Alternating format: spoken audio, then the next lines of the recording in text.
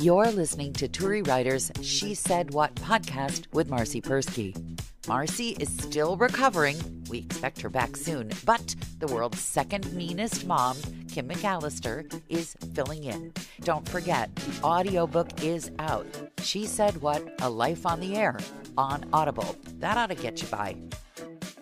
I was talking to an AI expert the other day who told me that AI is the up-and-coming thing, and it's kind of like, remember we were all learning computers and we were all getting proficient at everything, but then the older generation was dragging their heels and they didn't ever really want to do it because they're like, what's the point? And I didn't need it then, I don't need it now. He said, if you drag your heels on AI, you are going to be way behind and missing all these things that will help your life. And I'm thinking, my life is fine without AI. Yes. Why do I need AI now? What do I need it for? And he's saying, like, you'll have a little earpiece in your ear and it'll tell you when you're at work, if you say something inappropriate, you know, AI will say, rethink that. What you just said was hurtful or I don't want to hear from my whatever. earpiece. I don't want to know. If I have to worry about offending people, I'll have no way of making a living. I just want to apologize later. For what the people that have an issue, it might be helpful. Or AI can look at all your medicines and tell you which is contraindicated that the doctor or pharmacist missed. Like all these little things that could help you survive or help make your life better. Do you realize what permission this is for doctors to just F up right and left then? Oh, totally. I don't think the so. AI will catch it. Yeah, no. It's kind of like nobody looks when they back up anymore because they have one of those cameras. It's so true what you just said. Like if you're not on the camera, then it doesn't exist behind you. No, that's right. Turn your head, idiot. I understand this back and forth. I only bought the new used phone because I never buy a new phone because that's my goal. They're going to write on my gravestone, she never paid retail. Put that on I've assigned that to all the children. Just write that on my gravestone, never paid retail. Then everybody will know it's me, really me. And the other thing is there are certain politicians that if they're not sure whether I'm brain dead or not, they can put certain presidential images on the TV in the rehab center. And if I don't leap up screaming, then you'll know I'm really brain dead. Yeah. Is somebody coming to play an instrument? I see a small person. Yeah. It's that's Jacob. Hi, Jacob. Is coming. He just got his hair cut, so he's coming to say what? How much time until you're done with your podcast? I don't know. I wonder that every week. As much time as it takes. I need to practice my piece. Oh, you can. You know what? I will allow you to practice it. Go ahead and do it. Thank you. I've already explained that music might be coming through the walls. You're good to go. You're good to go. They're like they want to practice. So here's the good thing about that. Yes. When my parents forced me to take piano, I hated practicing. I didn't want anything to do with it. They're like, I want to practice. How much can I practice? When can I practice? So that's the good thing. The bad thing is you'll hear in a few moments, there's no bueno. It's like a brand new saxophone player is not a good saxophone player. They play well with a brand new violin player. Man, yeah, it's true. Perfect together. Well, it's funny you should mention this because before he was disgraced, Louis C.K. had one of the funniest shows on television. And he turned out to be a hideous human being, as we all know, and revolting in every regard, really. But before that happened, he had the funniest show on television. This was after he started. Actually, you know that thing about when someone tells you who they are, you should believe them? I think that's a Maya Angelou. He was creepy before he cleaned up his act. And if we'd all gone, this man is really obsessed with his own private parts. Right. Yeah, but we let that go and he changed his act and he had this really funny TV show. And there is an opening scene while the credits roll. The little girl who played his daughter on the series is actually a sort of violin virtuoso prodigy. I mean, I don't like to just throw that word around, but she's really pretty remarkable. And she's maybe 7 years old. And so as the opening credits roll, you see the little girl playing and you hear her playing just beautifully, so beautifully, you wonder, and everybody went online to see if that was really her. And then he comes stomping in going, this is not the time for practice. This is not violin time. This is homework time. And of course, it's just what you're describing. It's hilarious because you're like, what kind of a mother am I? Like, my kid loves to practice. What is wrong with me? But that requires like a certain amount of detachment, which I'm not sure we have until they're, I don't know, maybe retired. I don't know. I do the same thing because my daughter will have a bunch of homework. Now she's a high school freshman. And so the homework has increased a bit. And she'll say, I'll hear her practicing the bassoon in her room for hours. And then Sunday night will hit and I'll say, all right, you got all your homework done and everything else? She'll say, no, I'm still working on my math. What?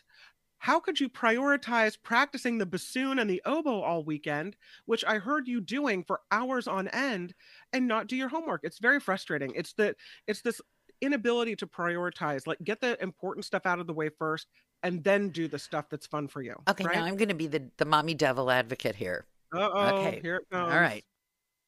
What if she Yeah. really is going to be a professional bassoon player? It's like my mother complained, you hung around that radio station all the time. That's all you did with your after. You could have gotten much better grades if you were hanging around that radio station all the time. And I said to her, well, what if I'd hung around in the chemistry club and now I worked at a university as a, Nobel laureate Right. chemist? Would you say I'd wrecked my high school career then? Or if I'd spent all Right. my time in the orchestra and now I played with the Chicago Symphony, would you say? So it's not so much a matter of the fact that I found something I love to do and I did it. It's that, Mhm.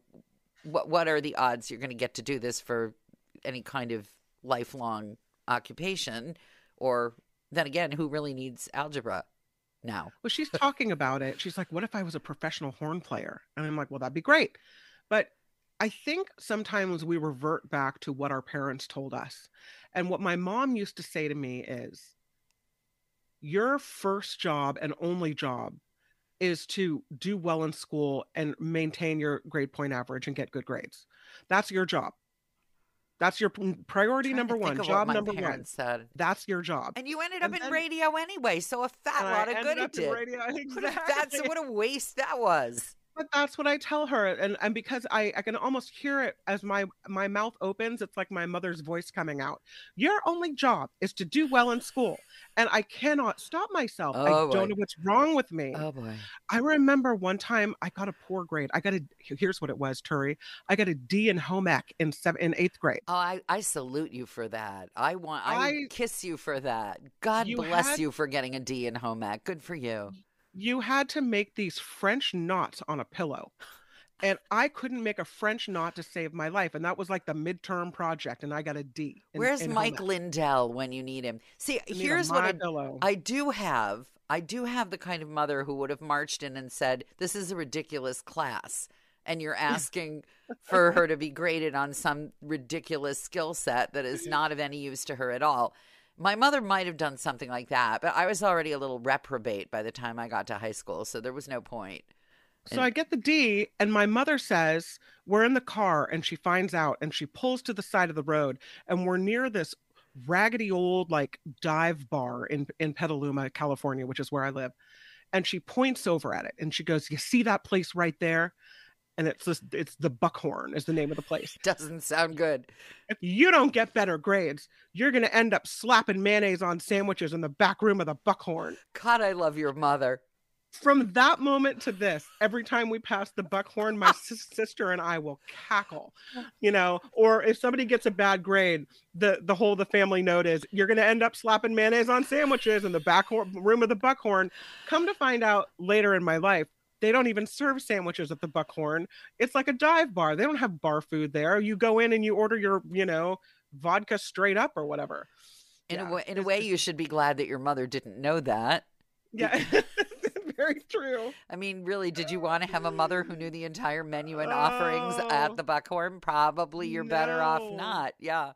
But I spent a great portion of my childhood looking at that place, thinking about some poor guy in the back slapping on the mayonnaise. Yeah. Yeah. I saw a play actually where somebody's quest was to make a perfect sandwich, but yeah, it didn't speak to me. I'm not a sandwich maker. A lot of us, who are careful with our carbs have given up sandwiches, and that's really kind of a shame. Well, when it you shows think you about got it. good grades in school too, I suppose. I don't know. Me? Good grades in school? I'm telling you, I was at the radio station all the time. And then they had this alternative program for kids who lipped off too much. And some of us did really well in life. And well, most of us did better than I did in life. I'm kind of the black sheep of the Center for Self-Directed Learning of the fancy high school. That's me, sheep. But when you get to be a mother, when you speak about the things coming out of your mouth that are straight out of your mother's mouth, I think in a way I come up with really horrible things to say to my kid all by myself. I'm just that kind of mean. When we were moving back here, Me and Mom. Yeah. I am. I used to give my kids like a catechism. Who's got the meanest mom? We do. We do. And I trained them. They all had to recite, like both of them as a chorus. And what does your mom say? All together. My mom says no. So, can we go? All the kids in the class are going to, and this is awful, but we lived in Oakland and I used to threaten them with the public school across the street.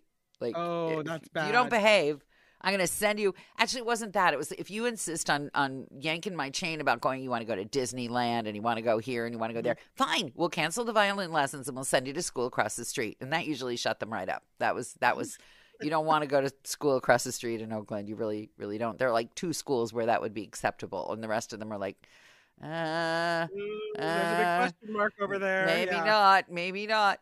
And God bless the teachers. They're trying. So my kids are, this is me being my worst ever mommy speech to them. Worst. We're moving back to Chicago. And they have to take a test to go to the public school, this fancy public school you have to test into. The older one does. We have these fancy, I don't know if you have them where you are, the magnet schools. Yeah, my kid went. Right. So this is a public school. Yeah. There are like 10 of them in the city. And it's a 3-phase process. You have to get a certain amount of grades. You have to get a certain standardized test. And you have to take an entrance exam. So we come back to Chicago. We're moving from California to Chicago. And I send the big cutie to take the test. And I look at him and I say, if I have to move to bleeping Evanston because you bleeped around on this exam, I will never forgive you. Yeah. How'd it go? Well, I'm sure someday he'll be in therapy. What can I tell you? He quit the violin, so he showed me. Yeah, that's true. But he made it into that school. He did. There you go. He did. Yeah. He did. But, you could find yourself saying these things where you kind of leave your body. People say when they have traffic accidents that they have these out-of-body experiences. I have the out-of-body experience when I catch myself being just like the worst mommy in the world. That's when I have like, I cannot believe you just said that to your kid. That was, you said that to your kid. That was mean. That was just downright awful. I know when my sister looks at me askance, I've really done it. She'll look at me, I'll say something, and she'll look at me like crook her head a little bit and like her eyebrow will raise, and I'll be like, oh, I guess I went too far with that one. Okay.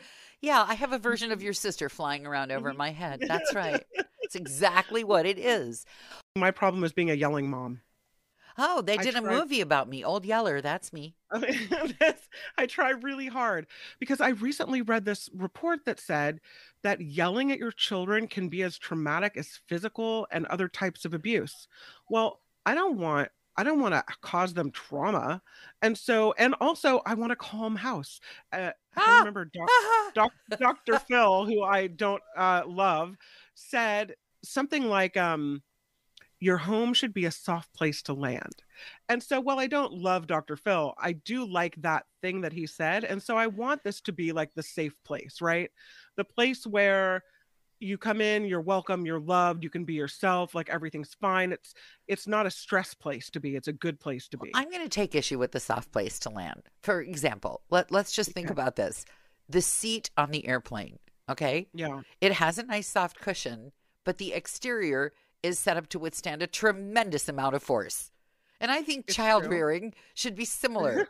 They should have like a little cozy spot maybe that is reasonably comfortable, but the rest of it should be set up to withstand a tremendous amount of force. And in my house, we have the airline seat school such that I'll never forget my girlfriend from LA, no longer living. I really miss her. The first time I yelled, not at the baby, but near the baby because I'm a big yeller. Yeah. And I called up my girlfriend and I was just hysterical. And I said, I yelled at the spousal unit in front of the baby. I yelled at him. And she said, music of the womb to him. And I thought about it. And I thought basically he's just calculating differently as a result of growing up with us. It's fine. It's absolutely fine. You just yell if you need to yell, because if you don't yell, you'll do something worse. I'm convinced that all these mommies who never ever yell, yeah, they're stopping in at the Buckhorn every night for 2 or 3 shots. Yeah, they are. That's how where they're headed. Yeah. Yeah. That's what I think.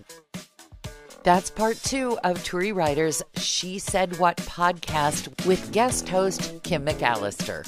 We expect Marcy Persky back soon. In the interim, if you feel lonesome for my voice, pick up the new audio copy of my book, She Said What? A Life on the Air. It's read by me, and you can find it on Audible.